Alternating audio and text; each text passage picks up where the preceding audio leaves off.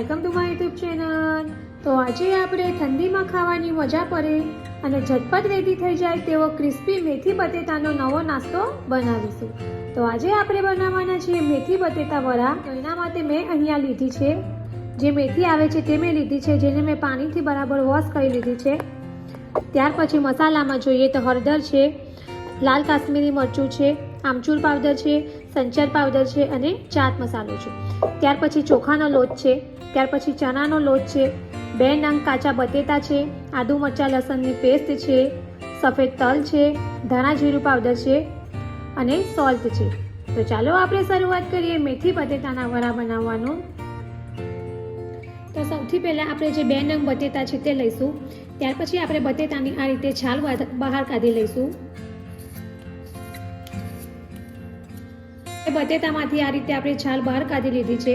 ત્યાર પછી હવે આપણે બટેટામાંથી નાના નાના પીસ કરીશું। તો આ રીતે આપણે ચપ્પુની મદદથી કટ કરીશું।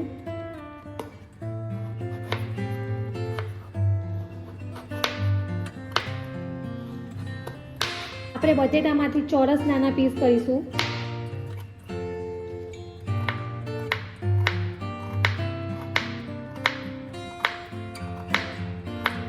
તો આ રીતે મેં બટેટામાંથી નાના પીસ કરી લીધા છે। ત્યાર પછી હવે આગળ મેં એક બાઉલ લીધું છે, જેમાં અહીંયા મેં 1 કપ મેથી છે તે લીધી છે। ત્યાર પછી આપણે તેમાં જે આ બટેટા સમારી લીધા છે તે એડ કરીશું। ત્યાર પછી હવે આપણે તેમાં મસાલા એડ કરીશું, જેમાં હળદર પાવડર છે, લાલ કાશ્મીરી મરચું છે, સંચર પાવડર છે, આમચૂર પાવડર છે અને ચાટ મસાલો છે। આ બધું આપણે બરાબર મિક્સ કરી લઈશું।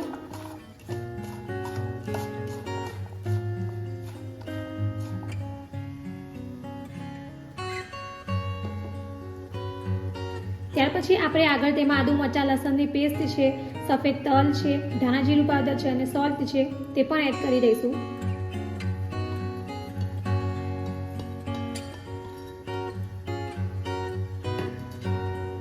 અને આ બધી વસ્તુને આપણે બરાબર મિક્સ કરી લઈશું। તો આ રીતે આપણે બધી વસ્તુ બરાબર મિક્સ કરી લઈશું, જેથી તેમાંથી થોડું પાણી છૂટશે। હવે આપણે લોટ એડ કરીશું। તો સૌથી પહેલા આપણે ચોખાનો લોટ એડ કરીશું। ચોખાના લોટથી આ જે વડા છે તે ક્રિસ્પી બનશે, તો અત્યારે આપણને પાણીની બિલકુલ જરૂર નથી। ત્યાર પછી હવે આપણે ચણાનો લોટ એડ કરીશું અને બધું બરાબર મિક્સ કરી લઈશું।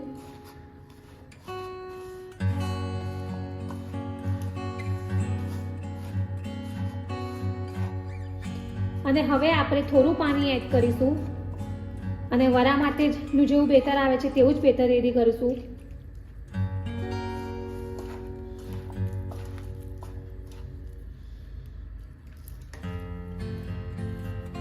તો શિયાળામાં મેથી ખૂબ જ મળતી હોય છે, તો મેથીમાંથી આપણે ભજીયા બનાવતા હોઈએ છીએ, મેથીમાંથી થેપલા બનાવતા હોઈએ છીએ, મેથીમાંથી મૂઠિયા બનાવતા હોઈએ છીએ।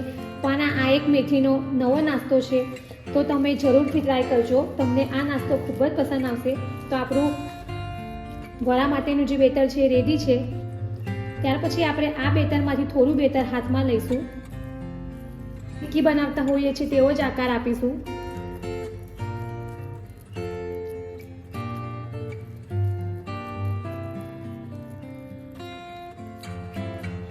આ જ રીતે બીજી બધી ટિક્કી પણ આપણે રેડી કરી લઈશું।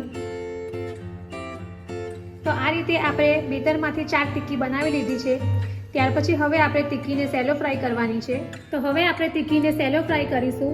તો એના માટે મેં ગેસ ઉપર એક પેનમાં ઓઇલ પહેલેથી જ ગરમ કરવા મૂકી દીધું હતું। હવે આપણે જે ટિક્કી બનાવી છે તેને આપણે ઓઇલમાં એડ કરીશું।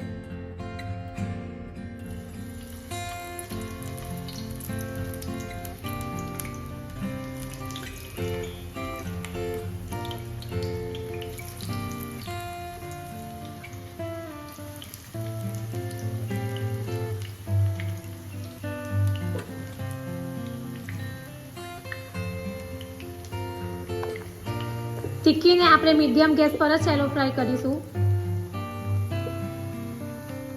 આ રીતે એક બાજુ આપણા જે વડા છે તે ફ્રાય થઈ ગયા છે। તો હવે આપણે એને બીજી બાજુ પણ ફેરવીને ફ્રાય કરી લઈશું.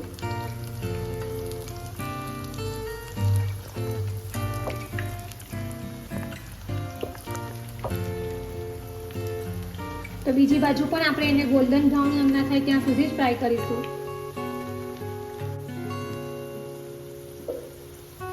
તો આપણા જે વડા છે તે એકદમ સરસ ફ્રાય થઈ ગયા છે. હવે આપણે ગેસ ઓફ કરી દઈશું અને એક પ્લેટમાં બહાર કાઢી લઈશું.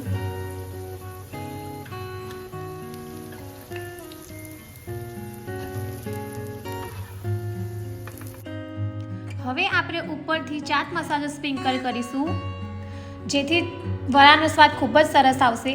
તો રેડી છે આપણા ગરમા ગરમ ખાવાની મજા પડે તેવા મેથી બટેટા વડા. તો ફ્રેન્ડ્સ, શિયાળામાં મેથી ખૂબ જ મળતી હોય છે અને તમે મેથી બટેટાની આ નવી રેસીપી ટ્રાય ના કરી હોય તો એકવાર જરૂરથી ટ્રાય કરજો. તમને આ રેસીપી ખૂબ જ પસંદ આવશે.